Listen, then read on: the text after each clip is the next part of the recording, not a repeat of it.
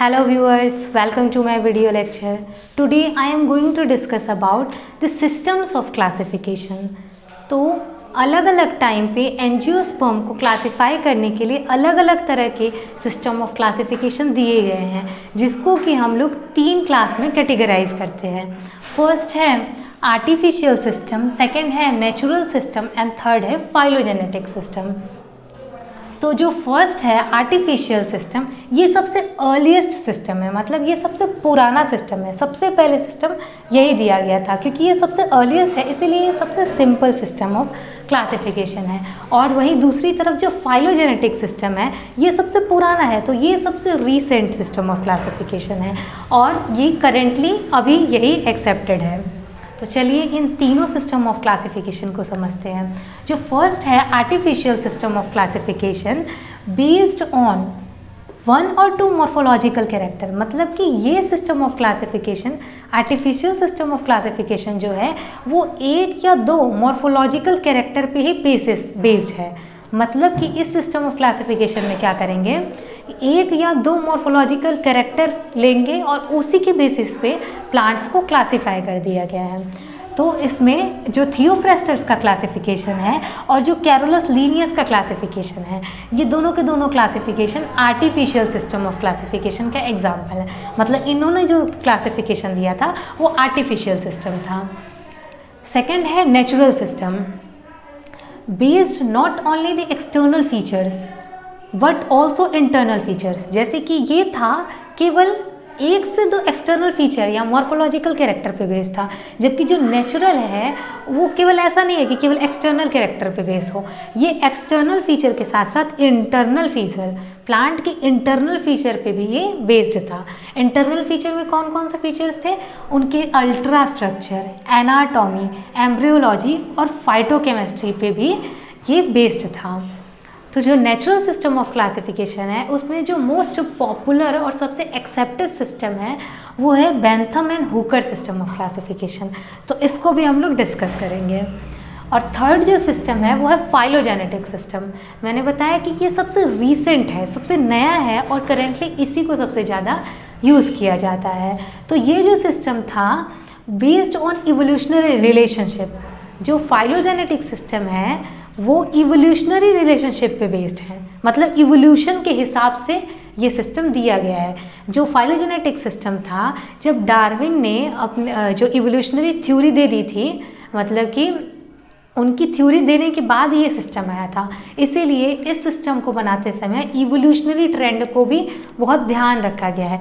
ये ध्यान रखा गया है कि जो एक कैटेगरी हो, मतलब एक ग्रुप में जितने भी प्लांट्स को रखा जाएगा उन सबका एंसेस्टर सेम हो. Members present in one group must have same ancestor. तो फाइलोजेनेटिक सिस्टम में जो मोस्ट एक्सेप्टेड और मोस्ट पॉपुलर और सबसे बिगेस्ट जो फाइलोजेनेटिक सिस्टम ऑफ क्लासिफिकेशन है वो ओसवाल्ड टिप्पो ने दिया था. Now let understand Theophrastus classification under artificial classification.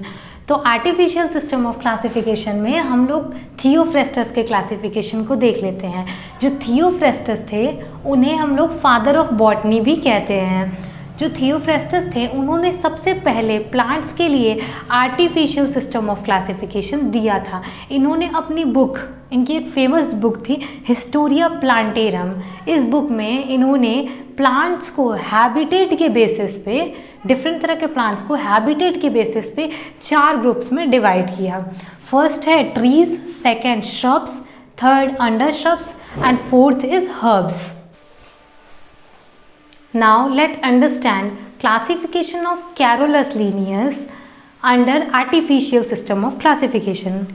तो अब हम लोग आर्टिफिशियल सिस्टम में कैरोलस लीनियस के क्लासिफिकेशन को देख लेते हैं. तो जो कैरोलस लीनियस थे, हम लोग जानते हैं कि इनको फादर ऑफ टेक्सोनॉमी भी कहते हैं. जो कैरोलस लीनियस थे उनकी एक फेमस बुक थी, उन्होंने एक फेमस बुक लिखी थी स्पीसीज प्लांटेरम. तो इस बुक में इन्होंने क्या किया था कि प्लांट्स को उनकी सेक्सुअल कैरेक्टर के बेस पे 24 क्लासेस में डिवाइड कर दिया था. सेक्सुअल कैरेक्टर, प्लांट का सेक्सुअल कैरेक्टर क्या होता है, प्लांट का सेक्सुअल कैरेक्टर होता है उसके फ्लावर्स. फ्लावर्स में भी मेनली जो उसका स्टेमन वाला पोर्शन होता है और पिस्टिल वाला वो होता है उसका सेक्सुअल कैरेक्टर। तो उसमें इन्होंने जो स्टेमन था उसके बेसिस पे प्लांट को 24 क्लासेस में बांटा। स्टेमन में इन्होंने देखा था कि स्टेमन के नंबर कितने हैं, उसके साइज़ कैसा है, स्टेमन यूनियन है कि नहीं है, इसी के बेसिस पे इनका क्लासिफिकेशन था। तो क्योंकि इन्होंने अपने क्लासिफिकेशन में सेक्सुअल कैरेक्टर ले रखे थे, इसीलिए इनके क्लासिफिकेशन को सेक्सुअल क्लासिफिकेशन भी कहते हैं। अभी तक हम लोग आर्टिफिशियल सिस्टम ऑफ क्लासिफिकेशन को समझ चुके हैं, जिसमें कि हम लोगों ने दो क्लासिफिकेशन को पढ़ा है, थियोफ्रेस्टस और कैरोलस लीनियस।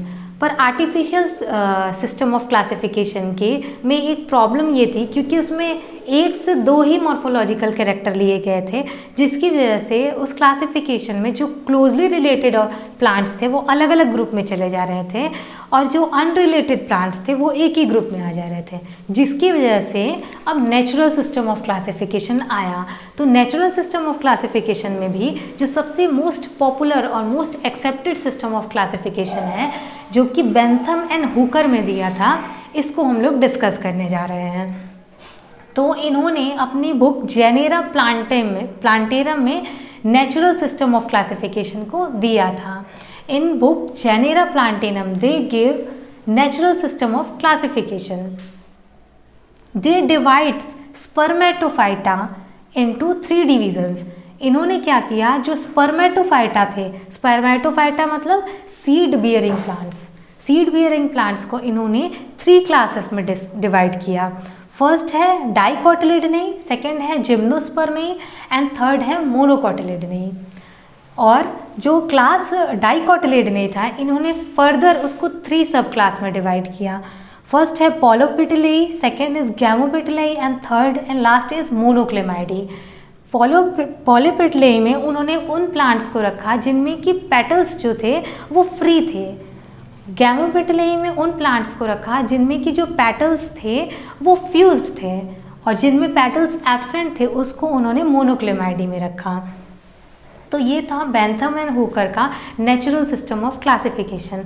पर इनकी जो क्लासिफिकेशन थी उसके भी कुछ डिमेरिट्स थे, क्योंकि इन्होंने ये क्लासिफिकेशन देते समय फाइलोजेनेटिक का ट्रेंड फॉलो नहीं किया था, मतलब इन्होंने इवोल्यूशनरी ट्रेंड पे ध्यान नहीं दिया था, जिसकी वजह से क्या हुआ था, इन्होंने क्या किया था कि जो जिम्नोस्पर्म है उसको डाइकॉट और मोनोकॉट के बीच में रख दिया था, जो कि इवोल्यूशनरी ट्रेंड के हिसाब से बिल्कुल गलत है। क्योंकि इवोल्यूशनरी ट्रेंड या फाइलोजेनेटिक के हिसाब से पहले तो जिम्नोस्पर्म आना चाहिए, उसके बाद डाइकॉट, उसके बाद मोनोकॉट आना चाहिए। तो इसीलिए इसके बाद फाइलोजेनेटिक सिस्टम ऑफ क्लासिफिकेशन आया। अभी तक हम लोगों ने आर्टिफिशियल सिस्टम ऑफ क्लासिफिकेशन और उसके बाद नेचुरल सिस्टम ऑफ क्लासिफिकेशन पढ़ चुके हैं। अब हम लोग जो थर्ड मोस्ट इम्पॉर्टेंट और जो रीसेंट सिस्टम है वो है फाइलोजेनेटिक सिस्टम, जो कि करेंटली सबसे ज़्यादा एक्सेप्टेबल है और उसी का यूज़ किया जाता है, उसको डिस्कस कर लेते हैं। तो जो फाइलोजेनेटिक सिस्टम है उसमें जो सबसे पॉपुलर है ओसवाल्ड टिप्पो का क्लासिफिकेशन, उसको हम यहाँ पे डिस्कस करेंगे। तो जो ओसवाल्ड टिप्पो ने थे, उन्होंने give largest phylogenetic classification of plant kingdom. इन्होंने प्लांट किंगडम के लिए एक सबसे बड़ा फाइलोजेनेटिक क्लासिफिकेशन दिया था। इन्होंने क्या किया, his classification is based on presence and absence of embryo. उन्होंने एम्ब्रियो के बेसिस पे, इनका जो क्लासिफिकेशन का बेसिस था वो था एम्ब्रियो, और उसी के बेसिस पे इन्होंने जो प्लांट किंगडम था उसको 2 ग्रुप में बांटा। फर्स्ट है थैलोफाइटा एंड सेकेंड है एम्ब्रियोफाइटा। थैलोफाइटा जिसमें कि एम्ब्रियो एब्सेंट थे उन सब प्लांट को रखा थैलोफाइटा में, और जिसमें एम्ब्रियो प्रेजेंट थे उसको रखा एम्ब्रियोफाइटा में। फर्दर उन्होंने एम्ब्रियोफाइटा को on the presence of vascular tissue, मतलब वेस्कुलर टिश्यू प्रेजेंट है कि नहीं है, उसके बेसिस पे 2 ग्रुप में बांटा, ट्रैकिएटा एंड ट्रैकियोफाइटा। ट्रैकिएटा का मतलब वेस्कुलर टिश्यू, तो जिनमें वेस्कुलर टिश्यू एब्सेंट थे उसको ट्रैकिएटा में रखा, और जिसमें वेस्कुलर टिश्यू प्रेजेंट थे उसे ट्रैकियोफाइटा में रखा। फिर इन्होंने ट्रैकियोटा को फर्दर 3 क्लासेस में डिवाइड किया। फर्स्ट है हेपेटिकॉप्सिडा जिसे लिवरवॉर्ट कहते हैं, सेकंड है एंथ्रोसिरोप्सिडा जिसे होमवॉर्ट कहते हैं, एंड थर्ड है ब्रायोप्सिडा जिसमें कि मॉसिस को रखा गया है। और जो सेकेंड ग्रुप है ट्रैकियोफाइटा, उसमें भी उन्होंने 4 क्लासेस डिवाइड किए। फर्स्ट है psilopsida, second is lycopsida, third is sphenopsida and fourth and last one is pteropsida. तो ये है ओसवाल्ड टिप्पो का क्लासिफिकेशन। अभी तक हम लोग डिफरेंट सिस्टम्स ऑफ क्लासिफिकेशन को डिस्कस कर चुके हैं। अब हम लोग पढ़ लेते हैं टाइप ऑफ टैक्सोनॉमी। टैक्सोनॉमी क्या होती है, इसमें कौन कौन से स्टेप्स इन्वॉल्व होते हैं, ये सब कुछ हम लोग प्रीवियस चैप्टर में पढ़ चुके हैं। अगर आपने वो वीडियो ना देखा हो तो प्लीज़ उसे जा कर के देख लें। यहाँ पे हम लोग डिस्कस करने वाले हैं टाइप ऑफ टैक्सोनॉमी। टैक्सोनॉमी कितने टाइप की होती है। जो फर्स्ट टाइप है इसमें वो है अल्फ़ा टैक्सोनॉमी। अल्फ़ा टैक्सोनॉमी जो होती है वो टैक्सोनॉमी जो कि एक्सटर्नल मॉर्फोलॉजिकल कैरेक्टर्स पे बेस हो, उसे कहते हैं अल्फ़ा टैक्सोनॉमी। सेकेंड है बीटा टैक्सोनॉमी, जैसे कि अल्फ़ा टैक्सोनॉमी किस पे बेस्ड थी, एक्सटर्नल मॉर्फोलॉजिकल कैरेक्टर। जो बीटा टैक्सोनॉमी होती है वो एक्सटर्नल मॉर्फोलॉजिकल कैरेक्टर्स के साथ साथ इंटरनल कैरेक्टर यानी कि दोनों ही कैरेक्टर पे बेस्ड होती है, तो उसे कहते हैं बीटा टैक्सोनॉमी। थर्ड है ओमेगा टैक्सोनॉमी, वो टैक्सोनॉमी जो कि बेस्ड हो ऑल इंफॉर्मेशन अवेलेबल, मतलब कि किसी भी प्लांट्स में जितनी भी इंफॉर्मेशन अवेलेबल है उन सभी अवेलेबल इंफॉर्मेशन पे बेस्ड हो, तो उस टैक्सोनॉमी को कहते हैं ओमेगा टैक्सोनॉमी। फोर्थ है कीमो टैक्सोनॉमी, जैसे इसमें वर्ड आ रहा है कीमो, कीमो का मतलब होता है केमिकल, मतलब कि वो टैक्सोनॉमी जो कि प्लांट के केमिकल कॉन्स्टिट्यूएंट्स पे बेस हो, तो उसे कहेंगे कीमो टैक्सोनॉमी। फिफ्थ है साइटो टैक्सोनॉमी, इसमें वर्ड आ रहा है साइटो, साइटो का मतलब होता है साइटोलॉजिकल कैरेक्टर्स, मतलब कि क्रोमोसोम का नंबर, स्ट्रक्चर और बिहेवियर किस तरह का है, उस पर अगर टैक्सोनॉमी बेस हो तो कहेंगे साइटो टैक्सोनॉमी। और सिक्स्थ है न्यूमेरिकल टैक्सोनॉमी। जो न्यूमेरिकल टैक्सोनॉमी होती है based on all observable character, सारे ही तरह के ऑब्जर्वेबल कैरेक्टर पे ये न्यूमेरिकल टैक्सोनॉमी बेस्ड होती है।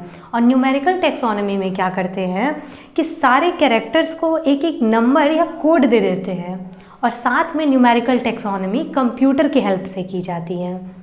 तो ये हम लोगों ने पढ़ लिया है टाइप ऑफ टैक्सोनॉमी।